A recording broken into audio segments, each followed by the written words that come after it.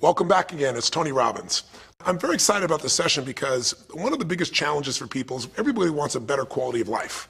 Everybody wants life to be greater, but almost all of us get stuck at times where something stops us, something prevents us from doing something that we really are capable of doing. Whether it's turning around our body or shifting a relationship or turning around our finances or maybe just being happy and fulfilled at a different level, we get stuck with a belief of how we're not supposed to be, what we're not supposed to do, what people won't accept, what we're not capable of. Or maybe we get stuck in an emotional pattern of just being pissed off or frustrated or worried or sad or overwhelmed. Sometimes we get stuck, not so much in anything but some habits of doing things a certain way. And what a breakthrough simply is that moment in time where there's an opening. And the opening can come from a conversation, it can come from meeting somebody that inspires you, it can come from an insight, it can come from watching a movie and being moved emotionally at just that right moment. It usually comes because something kind of clicked inside of us. Something snapped us and made us look at life through a different filter, in a different way. And it's a real breakthrough because you take that little insight, that little distinction, that little moment, or maybe that little or big emotion inside of you that says, no more, I'm going to change this, and suddenly you do something to make your life better. You break out of the impossibility of life has to be this way or life is controlling me, and you start to take back control of your life. You start to make the shift that creates the quality of life that you really deserve. Everybody experiences extreme stress at some point in their life. I don't care who we are. Something happens outside our control and it hits our life and it knocks us on our tail. It might be a health stress. It could be something with your family. It could be economic, career. It could be something emotional that happens, biochemical. There's so many things. It could be an environmental situation that had nothing to do with you.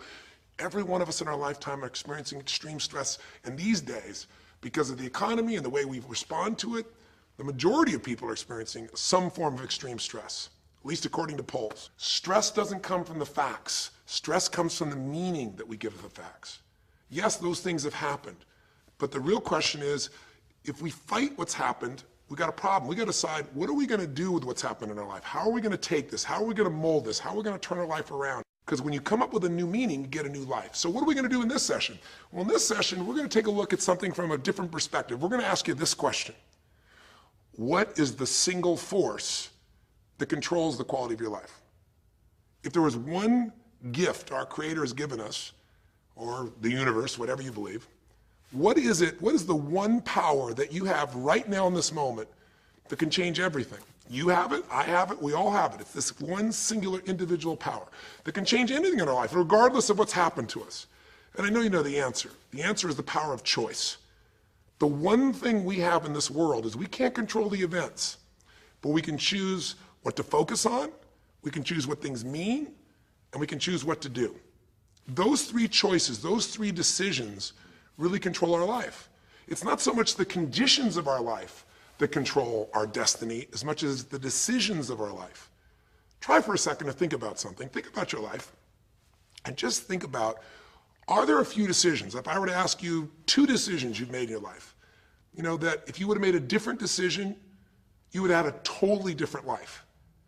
I mean, it may be, a life may have been better or may have been worse, I don't know, but you would have a different life. I'm not asking you to buy into the fact that you should have known the answers. I just want you to see the power of a decision. How is your life better today because of a decision you made years ago, not just negative ones? Think about it. Sometimes a little decision changes your whole life. Like you decide one day to go to a certain school, and you go to that school or to go eat someplace, and you bump into the person that becomes the love of your life. Or you meet someone, and you decide as a result of that you're going to become a photographer or a software engineer or a business person or a doctor, a dentist, whatever. They impacted you, but you made the decision, that's what I really want. That's what my life's going to be about.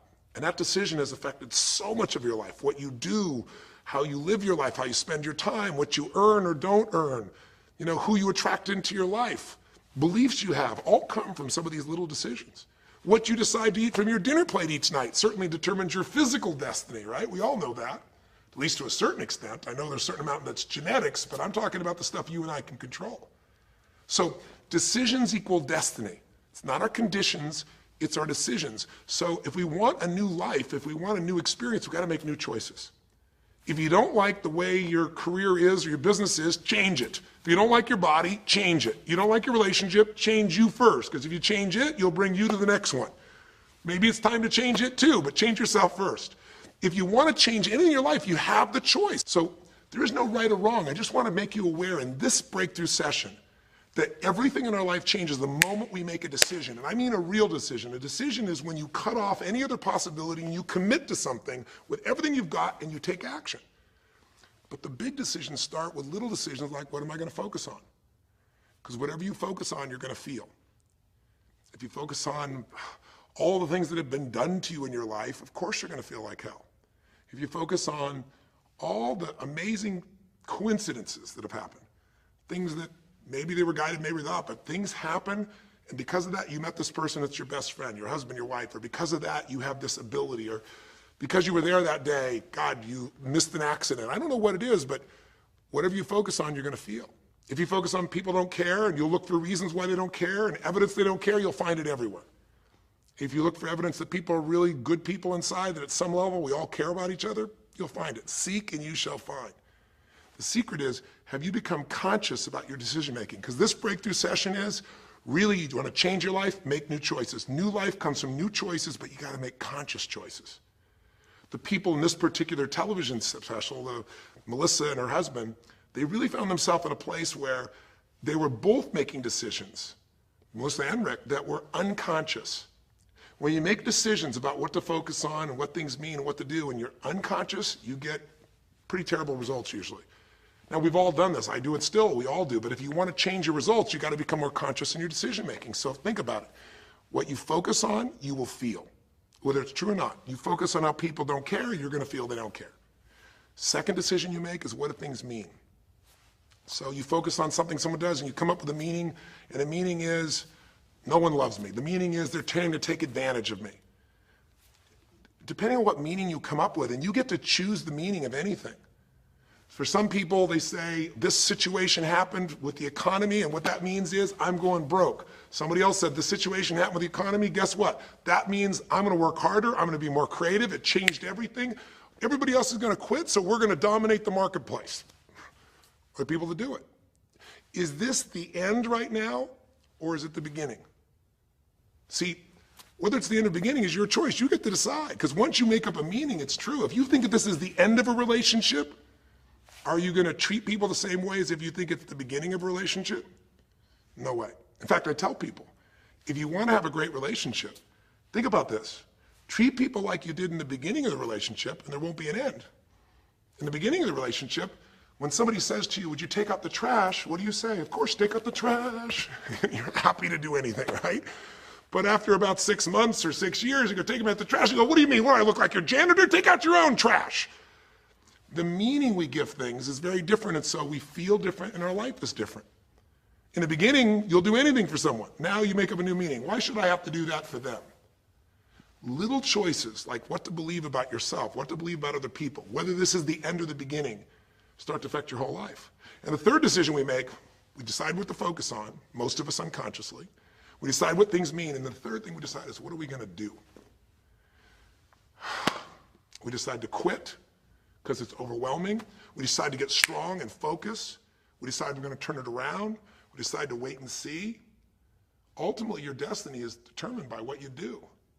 So, for example, what do you do if somebody comes to you one day and says, you have a tumor? Again, I've had that experience. I use that as a reference point because I've had a lot of intense experiences in my life, but that was one of the more intense ones for sure. Had many, but that was very intense. You know, first, what do you focus on? Do you focus on it's over? Do you focus on why me? Do you give it a meaning that says, I'm going to die? What do? Do you just go through traditional therapeutic approach? Do you put yourself in the hands of someone else? Do you evaluate this? Do you get a second or third opinion? Your destiny is determined by your decisions. Now, if you're a guy like Lance Armstrong, you focus immediately on, I got to find a solution. The meaning you come up with is, this is the ultimate battle. And what you decide to do is you're going to exhaust every possibility. Now, that doesn't guarantee you're going to succeed, but it's interesting. When you have that kind of a mindset, it shifts you. And Lance Armstrong, I mean, he was told things like, look, You got tumors here in your brain, you got them in your lungs, right? You got obviously in testicles, and you ride a bike for a living. That's pretty tough. But he made it through all of those pieces. Now, am I saying because he made the right choices? I can't tell you that. There's certainly some grace in everything. I think in life, there's three things. There's our ability to choose what we're focused on, or to commit, to get a result, to put all our intention and focus into something. There's our ability to do the right things, to have the right strategy, to execute. And then there's some grace. There's what some people call luck, some people call grace. There's if you do the right things over and over again and with total focus, sometimes, you get good fortune that comes your way. And you tend to have more good fortune when you're totally focused and decisive and you take lots of action than if you kind of just sit around and accept things like you don't have a future. But the point of the matter is this guy turned it around. And what was he like after he got through this problem? After he had his breakthrough, after he faced cancer, racing against some other guy seemed like nothing by comparison. You're not much of a competitor. I faced death. And he goes on to win Tour de France after Tour de France after Tour de France, breaking every record anyone could ever imagine. What do you do decades ago, half a century ago almost now, and someone says to you, go to the back of the bus, and you're African American? One woman just decided, you know what? You can't take my dignity from me. I can only give that up, and I don't choose to give it up. And I will not go back to the bus. The answer is no. And Rosa Parks changed an entire society. Because that day she chose to focus on something else. She gave it a different meaning. This is not a command. You do not have control over me. And she decided to fight. And she changed the direction of a country and of many other countries. She started something. We forget that you don't have to be famous to have the ability to change at least your own personal history, to change the direction we go in our life. We have the power to choose, even if you haven't before. You can finally say, no more, I won't put up with that, within myself or from anybody else. And here's what I'm going to do differently. That's where the breakthroughs really start to happen. Now the question is, why do some people stand their ground and make something change versus other people just kind of accept things? Why do some people make bold decisions and other people make decisions that are based on trying to hang on to what they've got? Well, that's a more complex question to answer than we might have in a few minutes in this one session, but it is one that I've spent my life studying, because when you can change your decisions, you can change your life. When you can change the force that controls your decisions, you can change anything in your life. At some level, we have certain beliefs and values. But if I was going to make it simple, I'd say there's two things that determine your choices. The first thing is the state of mind and emotion you're in at that moment. Think about it. Have you ever snapped at somebody and had nothing to do with them? It was just the state you're in, right? You were frustrated, you were pissed off about something, and in that state of mind, whatever they said got interpreted through that state, and you made up a meaning like they were an irritant or they were interrupting you, and they weren't. You probably felt bad afterwards. When we get in the wrong state, we make the wrong decisions. When you get in a strong, empowering state, you'll make a better decision. Learning how to direct your state is a big part of what my work is with people, and it's a big part of what I do in my seminars. But the other thing that affects your decisions would be what I would call your story or your blueprint. We all have kind of a story about how our life is supposed to be. It comes from a set of life experiences, interpretations.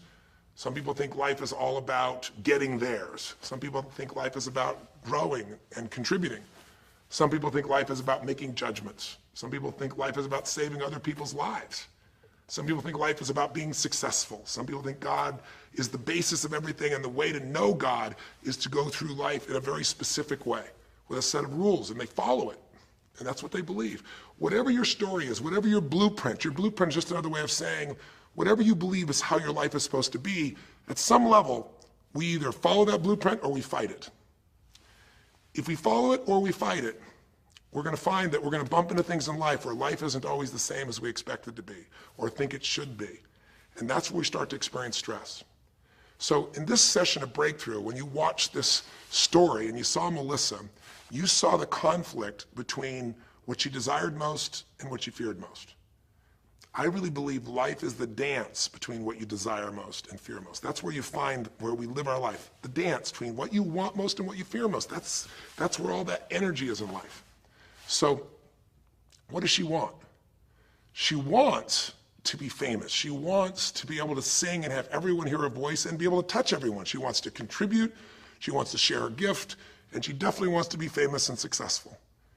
She needs to be closer to her children. And one of the big challenges in life is oftentimes what we want and what we need are two different things. She has 5 boys. They're all extremely young, as I'm sure you saw. And she has a husband. And while they're all supportive of her going on this journey, somewhere along the line, she lost that connection to what was most important. Now, is she a bad person to make bad decisions? No, good people make bad decisions when they get in lousy states, when our ego gets involved, or when we start believing our story. And here was the story she had. Being a mom's important, but the bigger gift God gave me is my singing voice. And once we get seduced into a particular story and we start to believe it, it takes a hold of our life and it controls all of our choices. And then pretty soon, bad choice on top of bad choice on top of bad choice starts to affect our life. Can you relate? How many times you've made some choices that you wish like hell you would have made a different decision back then, or that no one ever knows the stupid decisions you made? I know I can relate to that. So what I want to talk to you about today for this brief little session is how to break through a crisis.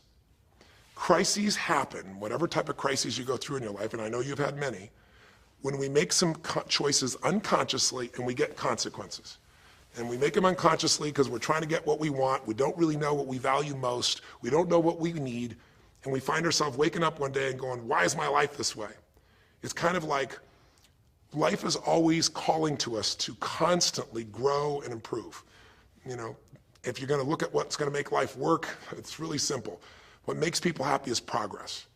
We're happy when we're progressing. If you're overweight, but you leave today and you say, you know what, this breakthrough thing, what I got out of today for me more than anything else is, I've been stuck waiting for some magical diet, some magical exercise plan, some magical time in the future when we have more time. There is no more time. I don't need to wait for that. I'm just going to make a decision today to get started. I don't need to go out there and go interview 20 trainers and get online. I don't need somebody to give me a perfect plan. I need just to pick up my shoes and start walking. I need to just get somebody behind me who just goes, run!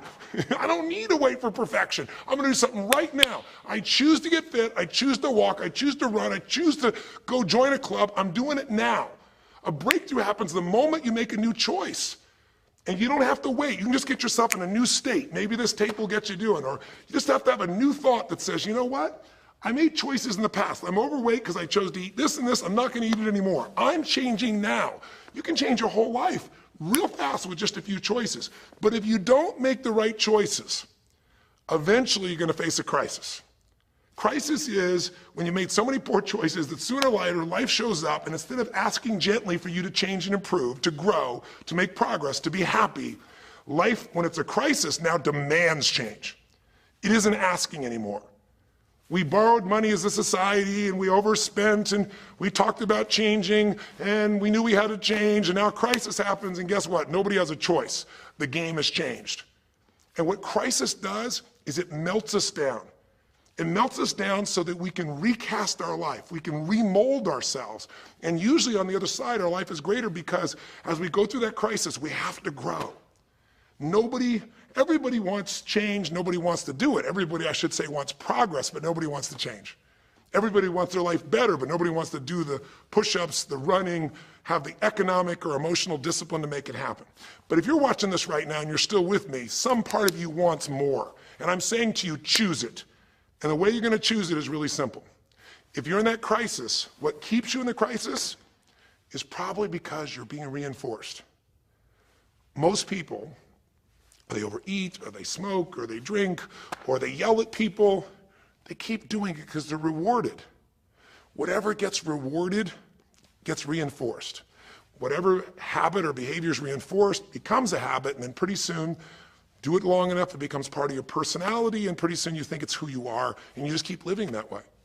I mean, it's easy to see this in other people, right? It's easy to see how messed up they are and how easy they could if they just make some new choices.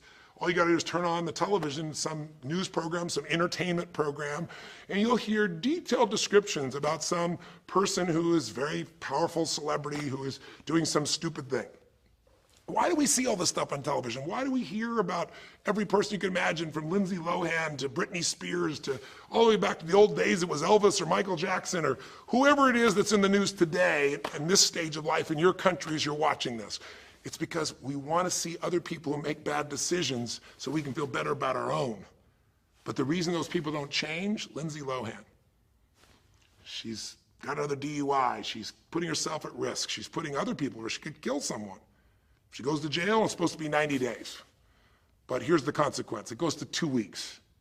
And before she even gets out of the jail, she makes a deal for an interview and gets paid $1 million when she gets out for the interview.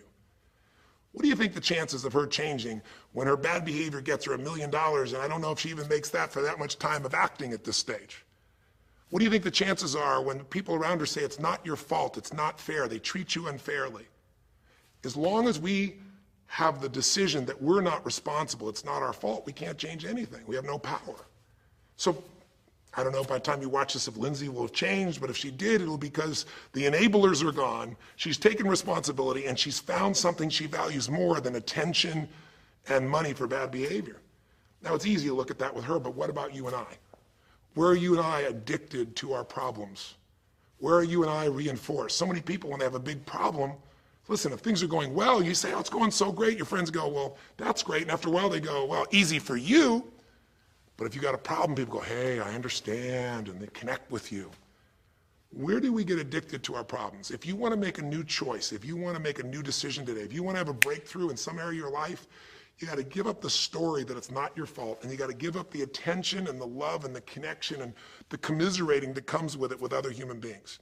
Here's how you change. 5 simple, quick steps, and then I'm going to give you a little tool that if you want to, you can go online and really make a change with. If you're going to change your life, step 1, I don't care if something has happened to you. You know, somebody has spilled oil all over where you fish. It's horrific. It's disgusting how they've dealt with it, but it's happened and you got to deal with it. Something's happened. Someone in your family's been injured. You've lost your job. I don't care what the problem is. If you're in a crisis, step number 1, see it as it is, but don't see it worse than it is. Now, what do I mean by that? I don't mean be Mr. or Miss Positive Thinking. By now, if you spend any time with me, you know I'm not about that. I'm not here to tell you, go to that garden and chant, there's no weeds, there's no weeds, there's no weeds. Doing affirmations is not going to change your life. You got to go see where the weeds are and pull them out. My point is simple. You got to see what the problem is, but you can't make it so horrific that you just give up. Today, this is the first generation in almost 100 years of Americans who now believe, the majority of Americans now believe, that the quality of life for themselves and their kids in the future is going to be worse than the past. They have, in other words, nothing to look forward to. 63% of the US as of today. Wow. When you start thinking there is no future, you go into what we call learned helplessness, a place where you just kind of give up.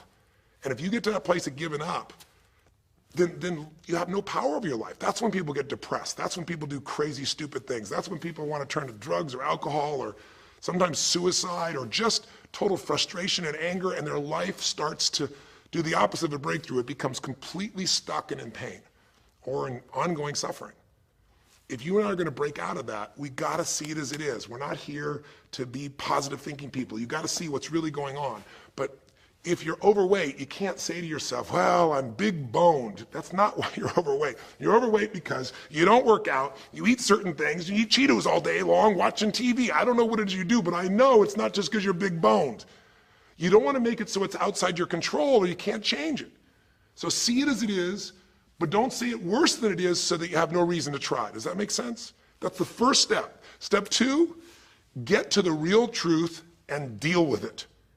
Don't just see it as it is and not worse than it is. Don't just like balance it, but now get to the truth. I mean, listen, if the truth is you've been trying to get a job for 2 years and you truly have worked every day in a particular industry, and the number of jobs in that industry have shrunk down, and you really aren't getting that job, then you might have to look at the truth. The truth is you might have to retool.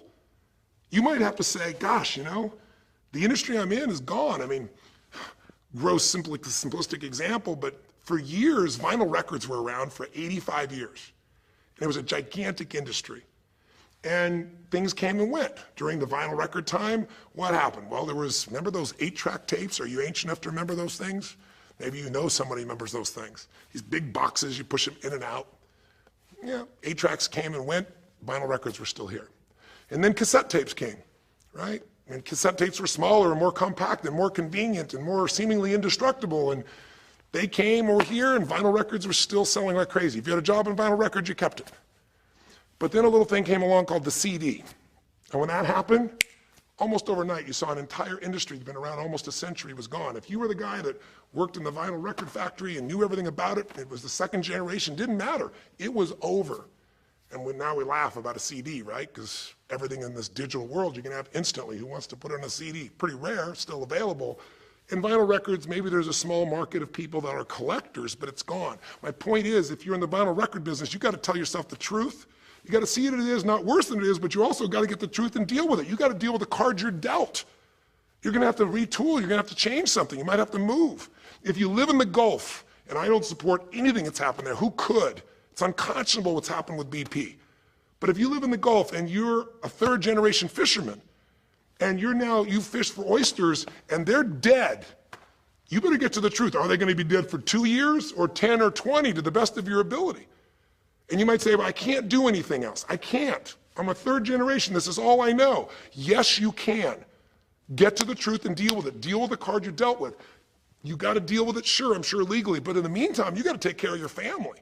I'm not saying this off the cuff easy because I've been in those situations where it's impossible, it's unjust, it's wrong, but I still got to deal with it just like you. Am I making sense? It's like, you might say, I've lived here my life. You might have to move. You might have to fish someplace else. You might have to, I know you still got to deal with all the consequences, but you got to take back control of your life. There are unjust things that happen, but you got to take control. Easy for me to say, I'm not sitting in your shoes. I get that. But who hasn't experienced some form of injustice someplace? Who's not dealt with something unfair? Who's not dealt with something that wasn't meant to be unfair, but it affected your entire life, your career, your finances, whatever? You got to tell yourself the truth, and you got to get to those dealing with the reality right now. The longer you wait, the longer the crisis will be. If you're having an economic crisis, got to deal with it. Got to downsize, right size, do whatever it takes. And I say, okay, Tony, well, so far you're telling me don't allow myself to make it so bad I don't try, see it as is, but don't make it worse than it is. And you're telling me get to the truth and deal with it. Well, that's nice, but how do I do that? Maybe the third step, more than just getting the role model, maybe to be more specific, is get a vision first. Get a vision and get strong. That's what I think your third step should be. You first tell yourself the truth. Yes, see it as it is, not worse than it is. Tell yourself the truth and deal with it. But the way to deal with it is say, what am I going to go for? There's got to be a compelling future. I got to come up with a vision for my life or a vision for my relationship. I've had terrible relationships, nothing's worked. Tell yourself the truth. I've made poor choices, or I've told myself stories and gave myself excuses, or I've not had the courage, whatever it is. Get to the truth, and then get yourself a vision for what you do want. Because you have to have something you're going to move towards. Does that make sense? Without a vision, people perish. It says in a very good book called The Good Book. And I know there are many good books, but that's a good one to take a look at. We need something to go for. We can deal with any problem today as long as there's something that we can look for in the future that we can strive for. It'll give us the emotional and psychological fuel, the juice, to keep moving forward. So you got to come up with a vision, and a way to do that, we'll call that step 4. Get a role model. You might get the vision from a role model. You might get the vision just from coming up with a new idea. But in order to figure out how to go from where you are to where you want to be, to close the gap from where you are to where you want to be, it's best to learn by other people's experience whenever you can. So get a role model, get their strategy, and go to work. Get into action. So I'll give you an example. Years ago, when I was first starting to try to figure out how to build myself financially, I grew up at a time when, just as I was starting to do well, this big recession happened. And I remember I was like 29, 30 years old, I think, and maybe 31, and I was doing okay, and then all of a sudden there were all these business challenges because we went through this severe recession back in those days. And I remember at the time everybody was downsizing and freaking out, and I thought, you know what? I don't want to just settle for this. I want to find a way to do well. Who's done well in really tough times? And so I started doing my homework. And in those days, you didn't go out and use the internet the way you do today. You couldn't access all that information. We actually went to libraries and did research in traditional ways. I'm ancient enough to remember those days. And I started hearing about this man named Sir John Templeton. Very famous man. He's a man who became a multi-billionaire as an investor. He started with nothing. But what was interesting is when I started to find out about his story, because here's a guy that when he's a young man, he's called Sir John Templeton now. He was actually an American originally. And he wasn't Sir. He came from a very poor family. And he just decided that in his life, He wanted to not only do well financially, he wanted to do so well he could help other people at any level that he wanted. And today, by the way, he's passed, but before he did, he created the Templeton Fund, and he also created a fund that now delivers money, gives money each year at the Templeton Prize to people that do good spiritual works, and it's larger than the Nobel Prize, and it continues to go on. But the guy started with nothing, and here's how he did it. Listen to me now. The reason I look for him as a role model is because he made all his money in the worst of times. He made all his money when people were going through the equivalent of the deepest recession or depression possible.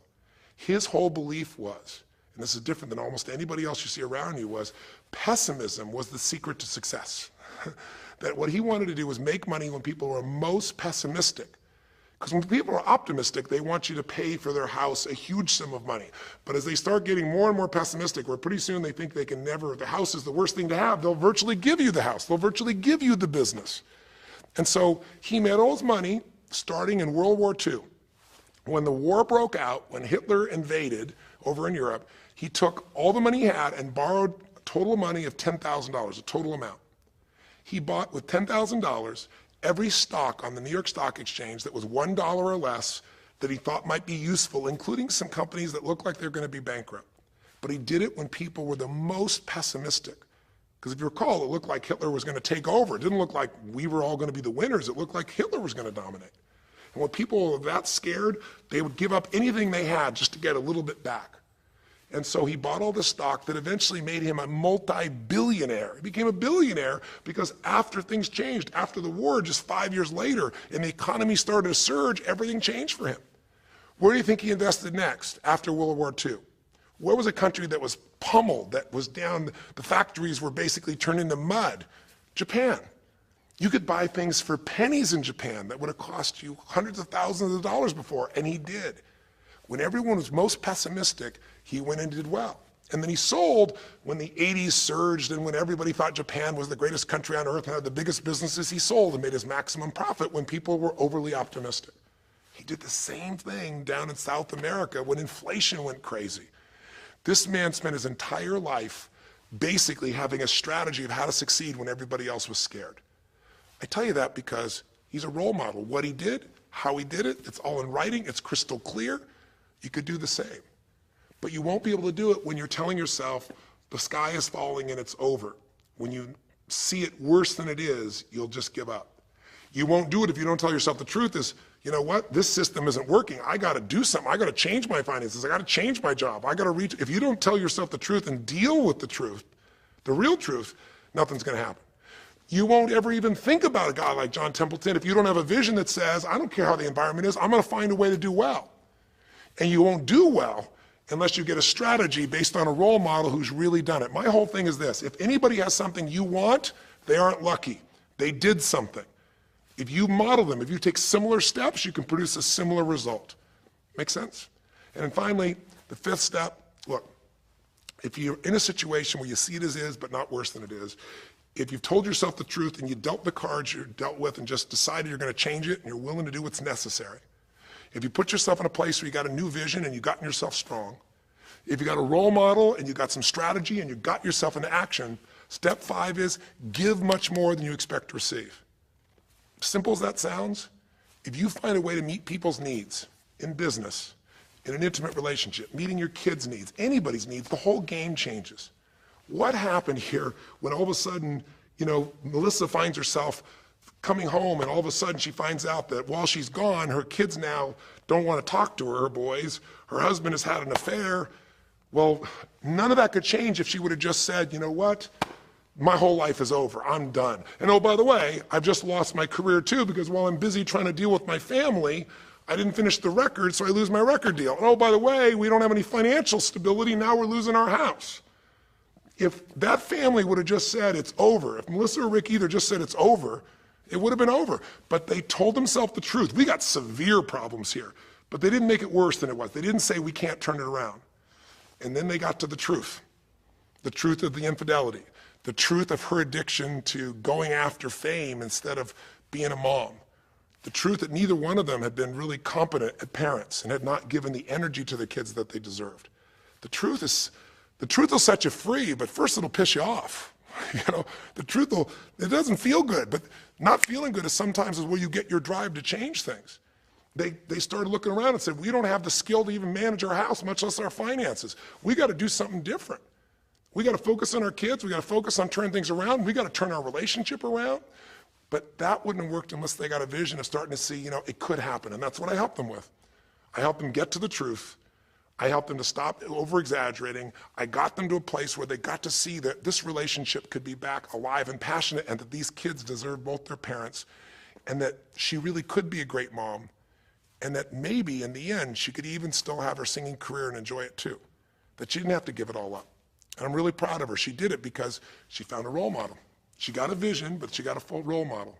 And the man that she works with today is a man that's sold, I think now 5 million or 10 million records. And most people outside the country business don't know his name. He's her mentor now. He's made music with, Willie Nelson, with just about anybody you can imagine in the business. And he's done it for all these years, but he's never left the central part of Texas because that's where his family is. And Melissa's had offers to go to Sony Red. She walked away because they said, you're gonna have to do these things without your family. She found out what was most important, and she made the decisions that met her needs to be a great mom. When you fight life and go, I should be a singer and not a mom, and you got 5 kids, you got a problem. When you fight life and say, the economy should be different, you're gonna be stressed. Deal with what is, without exaggeration, with total honesty, dealing with the cards, coming up with a vision, finding yourself a role model that shows you a strategy, work your tail off, give, keep changing your approach, and you can get where you wanna go. Make sense? Now that might sound like a lot. So to get you started, here's what I'd like you to do for this session. Start out, if you want, by taking a big crisis or problem you have and going through these steps, saying, okay, what's really true? And let me exaggerate, let me stop the exaggeration. Let me not make it worse than it is. Just let's define what's true. Let's stop the story, just here's what it is. We got this much financial challenge. We got this physical challenge, whatever it is. And then you go to step 2. All right, let's find out the truth. Let's get the details. Let's get the details and figure out what we're gonna do. And then here's where we're gonna go. This is where we're gonna eventually get to. It might take us longer to get where we wanna go, but we're gonna get here. Who's done it that we can model, that we can follow the steps in, who can coach us? And let's just work our tail off and change every day. But to give you a quick jump, sometimes when you're in the middle of crisis or crises, multiple crises, lots of things going on simultaneously, it feels a bit overwhelming. So, and you might not know a role model. You might say, Tony, I don't know who. Well, not hard on the internet these days to find role models, or come to an event. I can promise you we can show you plenty of role models. This is what I do for a living. But what you can do right away is you can model yourself. Think about it. Almost everyone alive has been through more than one tough time, crisis or multi-crises, where you're having a problem financially and you're having a problem with your family and you're having a health problem all simultaneously. Those are the intense ones, right? But if you're standing still today, most of us have found a way to get through it. And if you don't, you know someone who went through a tough time, a grandmother, an aunt, an uncle, somebody. The greatest way to make that change happen, when you break out of break through, you break out of a problem, you break out of a crisis, is model yourself. So we have 5 questions when you click on this link. And you can do it by video, so you can see yourself, and you can share it with other people, or you can type in the answer. I'll tell you in advance what they are, and then when I'm done here, I want you to do it right away if you would. The first question is, what's been one of the toughest times in your life? What's been one of the toughest times in your life that you did get through? Maybe it was a financial situation. Maybe it was a career situation. Again, maybe it was an intimate relationship where you were crushed. You thought you could never make it through all the pain you went through there. Maybe it was a physical challenge, a health challenge. Maybe it was a lack of confidence or ability. I don't know what it was, but what was a just incredibly tough time that you did make it through? And you're just gonna jot it down.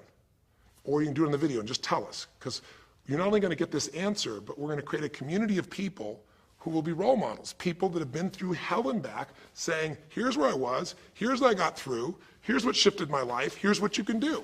And we're creating this community as our gift to you, so that this isn't just a discussion that's one way. I want to do is start a conversation with you where we can help each other.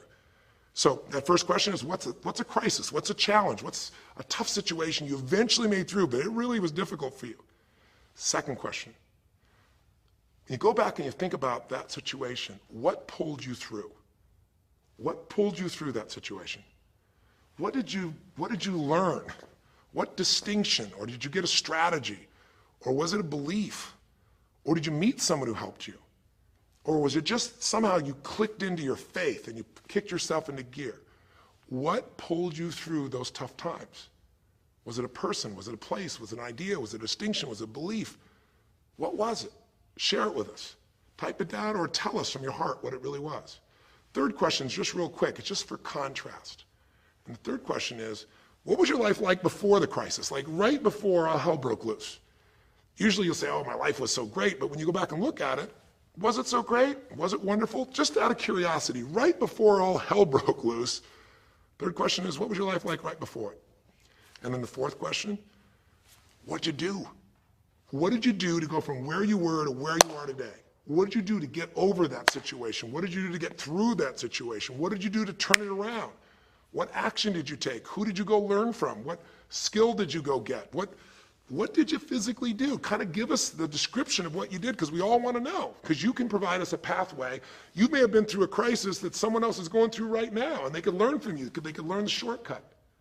And finally, the fifth question, maybe the most important one besides what pulled you through, and the fifth one is, how is your life actually better today because you went through this crisis? Whatever the crisis was. How are you stronger? Or are you more compassionate because you felt that suffering? You don't want anybody else to feel it. Or are you more hopeful because you know you made it through that so you can make it through other things? Or are you in a situation where you've got a skill today that you didn't have and wouldn't have had if it wasn't for that situation that made you have to grow? Or are you just happier today because you have a contrast of what life could be like, and so now you appreciate the simple moments? How are you better mentally, emotionally, physically, financially, or spiritually today because you went through the crisis? Even though you wouldn't want to go through it again, you don't want anybody else to go through it, how did it actually serve you in the end? I think if you answer these 5 questions, you don't need to remember them. I said them to kind of trigger you thinking. All you do is type in the answer, or you take the instructions and click on the video and go, okay, toughest time of my life?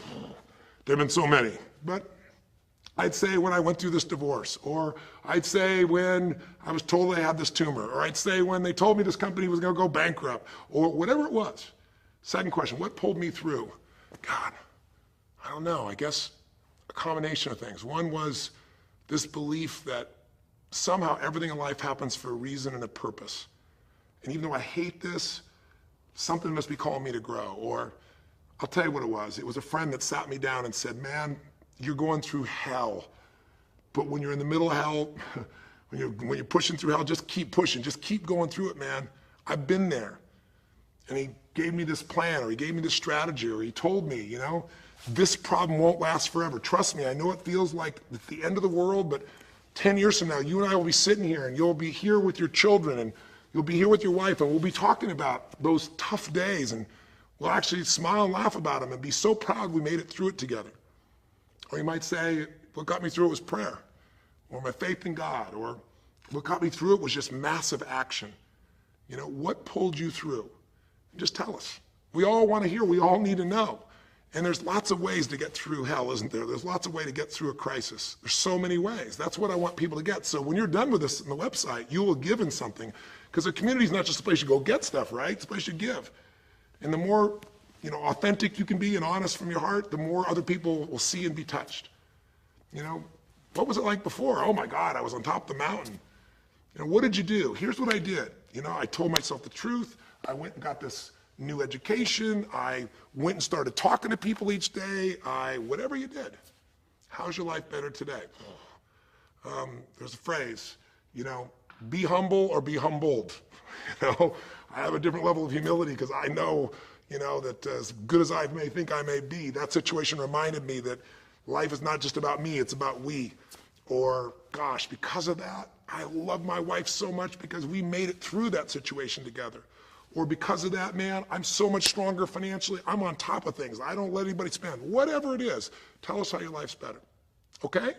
I don't know how long the session was. Again, there's no script here, baby. I just want to work with you heart to heart to say one thing. If you want to break through, you have to make new decisions. New choices create a new life. The only thing stopping you is some limiting belief, some belief about how life should be different or you should be different.